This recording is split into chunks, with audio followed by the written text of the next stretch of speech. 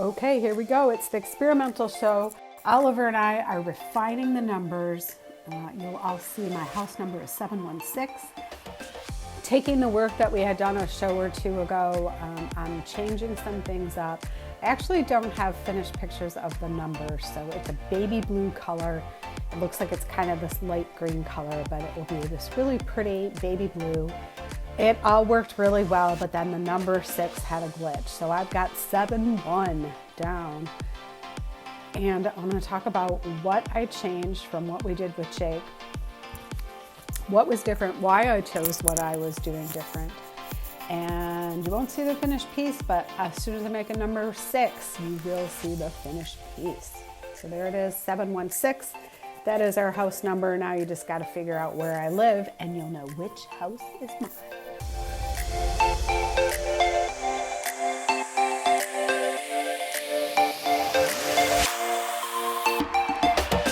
All right, everyone. It's early morning at the Glass Academy, 716. I'm going to be working on the numbers. Jake had already been working on some things. I jumped in on the furnace and I'm going to be using tools and techniques to make the numbers that I want for our house. So we've got calipers, we've got tools, we've got all the things we need at the bench. The jacks are good to go. The tools have been cleaned. I don't need to clean any of the tools off. We're at the Glass Academy and let's go. All right, there I am gathering some glass on the far side of the furnace. We have 2 tanks of molten glass in our studio. I dip into the furnace to get the first gather, and I'm doing 2 layers of color. So the first color I go into is a light blue, and then I'm going to put clear over the top of it.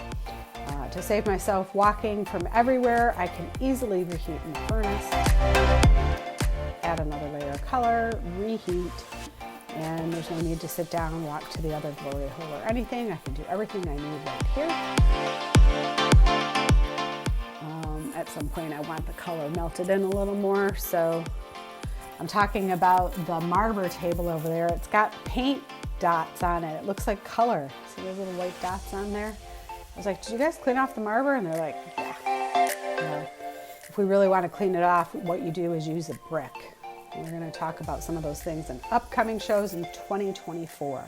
We're going to answer all the behind scenes questions that you do have. Okay, I put the blue on and now it's cool enough that I can put the clear. The clear is the next layer that goes on top of this. I dip into the tank and I just want a clear coat. So I'm dumping off the excess clear. Unfortunately, the glass is a little bit cold, so when it normally should break away nice and easy, it actually doesn't. And I don't have shears, so that kind of got a little messy.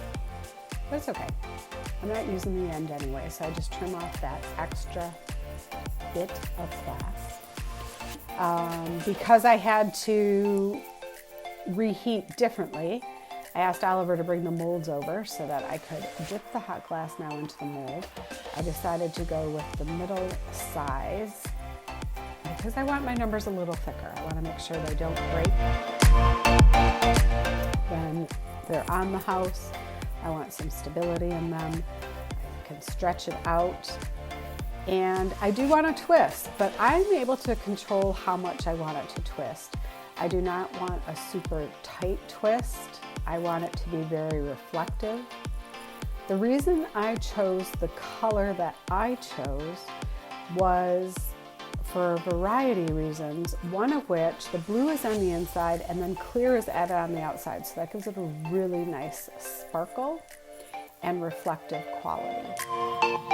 Using the torch now, you can tell this is all speeded up so you're not waiting as long. I cut it to length. When you pull it out, it's never super consistent. You gotta cut and tweeze and pull away to get the size that you want. Now, one of the things I didn't like in our earlier examples was that where it was cut off, it looked like it was cut off. So what I'm doing is pushing the end in to give it more of a finished look. And I use the back of the jacks to do that. We're actually going to putty this piece and I'm going to do it to the other end. And Jake was like, why would you spend that much time doing that? Well, it's because I want this finished, polished look that doesn't come from just cutting it off the pipe. This camera angle is pretty cool. Their studio looks nice and big. We had someone come in for a delivery, so Jake set the camera down while Oliver went to take the oxygen tank, show the guy where to put in the studio. We're not open to the public at this point, so it's really nice. We've got the music going. We're just doing what we got to do. And Oliver's bringing me the puntee. This will just lightly hold on to the piece so I can finish that other end and square it up just like I want it. This glory hole we use sometimes for classes. Depends on the product they're making when they use this glory hole. The way our equipment's set up, you can walk around the studio and use various parts. We don't use this glory hole that often. It's a little bit louder than the other side, but Jake was doing some work over there, so we chose to use it too. You can see how just pinching it allowed me to stretch out the little bump that was there. And now using the torch and reheating just a little, I'll be able to kind of square it up. There it is, the number one. What I do want is some little decorative, well, they're not decorative, they're pieces of glass on the back side that will allow me to mount it to the wood and allow light to come between. So I take 2 snips from Oliver, I'm going to torch them just a bit, smooth out any cut marks on them, and then I'm just going to square them up a little. This is what's going to attach to the wood, raising the glass off the wood so that I can have a little light shining through. All right, I started with the number 1 because that's clearly the easiest. It's pretty straight up and down, pretty straightforward. Oliver's torching the bottom there, and away it will go.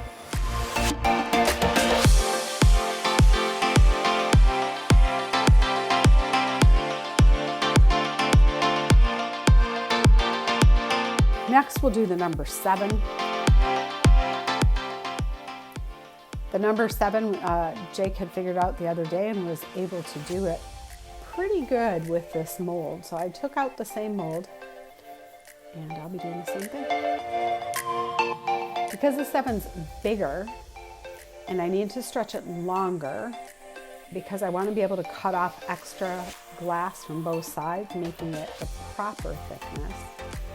This particular piece, I have more color, more glass, and it will be a little bit bigger. Thing is, it can't be so big that it doesn't fit into the mold. So fine line of knowing what you need.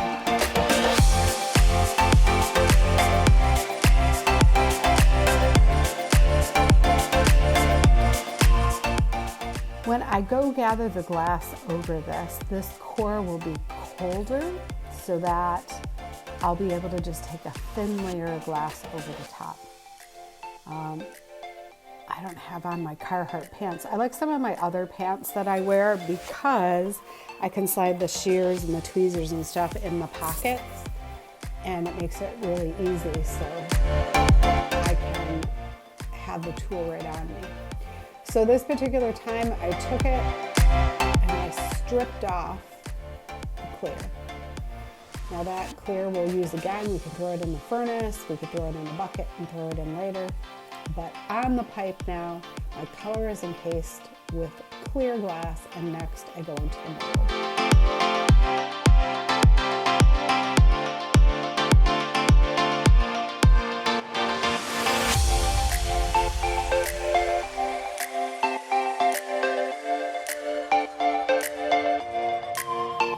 I'm going for the number 7. So I grab the end and I'm going to dip it in a little water because the end is hotter than the core was or the glass nearest the pipe. So I want it to stretch out equal. I'm paying attention to the ribs in the glass. I want to make sure I twist it as much as I twisted that first one. And I also need to be aware of the diameter or the thickness.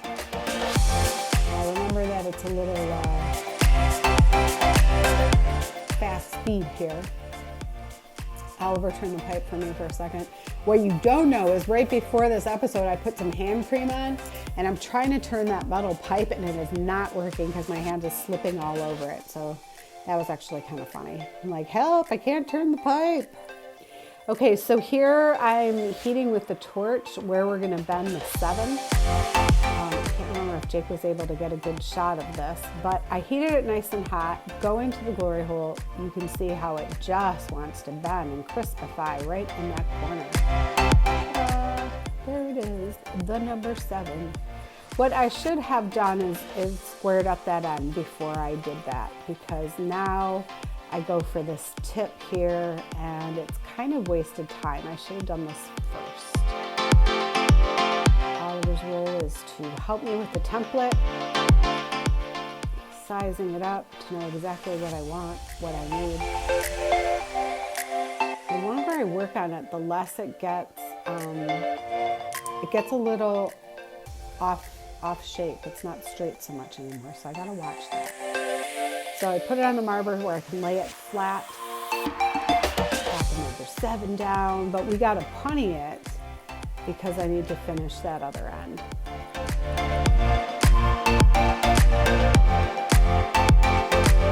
right, so here's the punny. I'm doing it a little off center, and the reason I do that is if we put the punny exactly on the piece, there's a good chance it's going to chip out a piece of glass. So I'm figuring out a way that I can put this little bit on there and grind it off later. But now the punny is attached to this bit and not the actual number, which is what we want. It's always so hard as a glass blower to do things that are asymmetrical, that are flopping around. You just get so distracted by what's happening. So this is super helpful. Oliver holding up the number so I can see exactly where I've got to cut it. Same thing again. I'm using the torch, which allows me to really spot heat it. And I will have to put those 2 bits on the back of the 7 as well. See how it pinches together and gets this rounded edge? I'm just going to heat it one more time and square that up.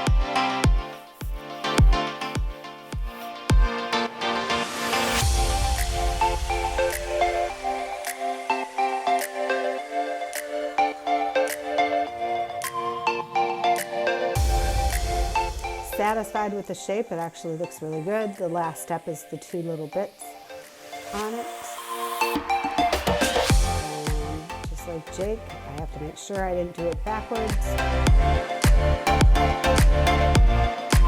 Sometimes when you're doing these other shapes, it's like working out of a mirror or something. It's very different.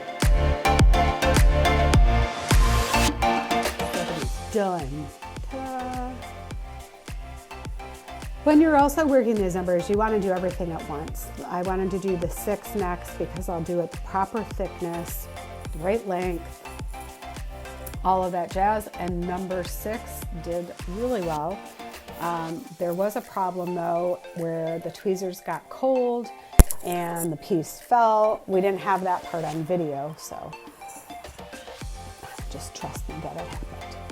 If you take a piece of string like I'm doing here, I put it around the number 6 so I can understand how much glass I'm gonna need and how long it is. Instead of eyeballing everything and just thinking you'll get it right, taking that small piece of string and measuring it out really gives me a sense of how it works, what length I'll need, how it's going to have to curl up. And you can see there I've stretched it all out. It looks great. Now I need to wrap it around that shape. So while it's nice and hot, that gives me the angle that I want. Now the trick is how to make it be the 6. Again, I don't work enough in this way, so it takes a minute to think about how do you make that 6 bend in the right way. So I'm using the torch here, taking my tweezers with me to the glory hole. When I come out, I can instantly bend it up.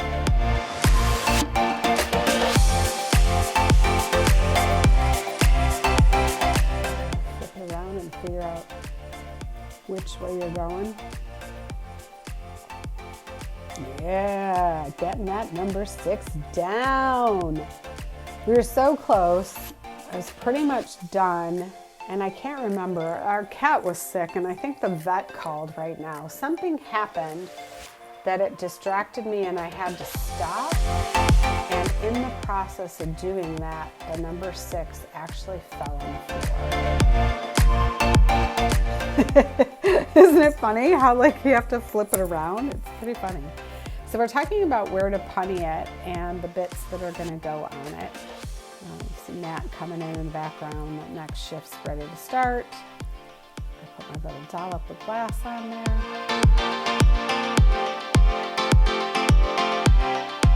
And a little more torching.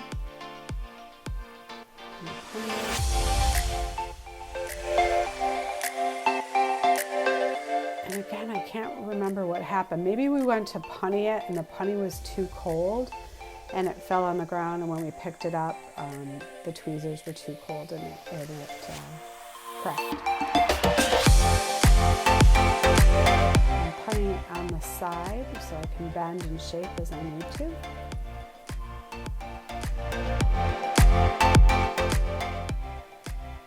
Such an odd shape.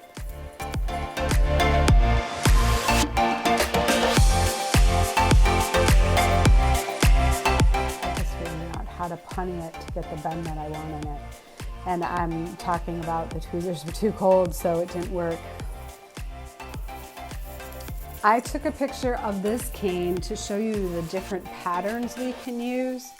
In the end, I didn't end up liking it, but follow us for more videos and you'll see how the finished piece turned out in an upcoming show.